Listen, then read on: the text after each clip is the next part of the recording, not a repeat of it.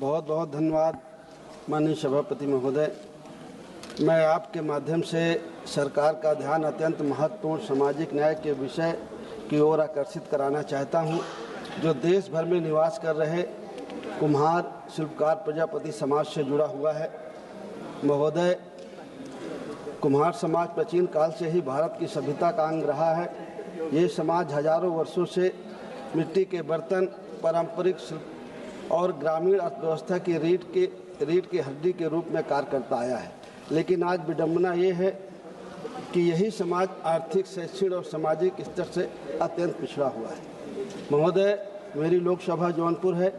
मैंने जौनपुर में देखा है इस समाज की हालत के बारे में कि न पढ़ाई की, बच्चों की गरीबी का अच्छी सुविधा है, न रोजगार की सुविधा है।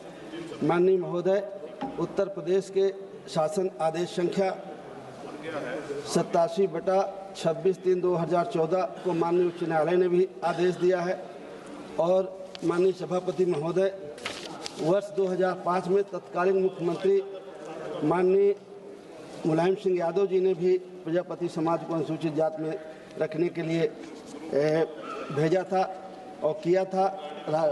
उनका जाति प्रमाण पत्र भी बनने लगे थे। उसके बाद हमारे राष्ट्रीय अध्यक्ष जो मुख्यमंत्री थे श्री अखिलेश यादव जी, उन्होंने भी अपनी सरकार में प्रजापति समाज को अनुसूचित जाति में शामिल करने के लिए पत्र लिखा था।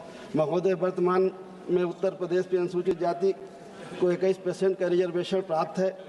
यदि प्रजापति समाज सहित अन्य पिछड़ी जातियों को अनुसूचित जाति में पढ़ने की आशंका उत्पन्न होती है, उनका रिजर्वेशन घटने की उम्मीद होती है, तो मैं सदन के माध्यम से ये निवेदन करना चाहता हूं कि सरकार अनुसूचित जाति के आरक्षण के प्रतिशत को आबादी के हिसाब से बढ़ाए और बढ़ा करके जो गरीब और कमज़ोर लोग हैं उनको न्याय देने का काम करें। माननीय सभापति महोदय, एक मेरा कागज। माननीय सभापति महोदय, मेरी सरकार से अपील है कि उत्तर प्रदेश में कुम्हार समाज को अनुसूचित जाति की सूची में शामिल किया जाए। इस संबंध में आवश्यक अधिसूचना जारी की जाए। इसके पश्चात पूरे देश में एक रूपता करते हुए इसे भारत सरकार की अनुसूचित जाति की केंद्रीय सूची में शामिल किया जाए। जब तक ये समाज की प्रक्रिया पूर्ण न हो, तब तक इस समाज को शिक्षा, रोजगार और समाज की कल्याणकारी योजनाओं में अंतरिम लाभ प्रदान करने की कृपा की जाए।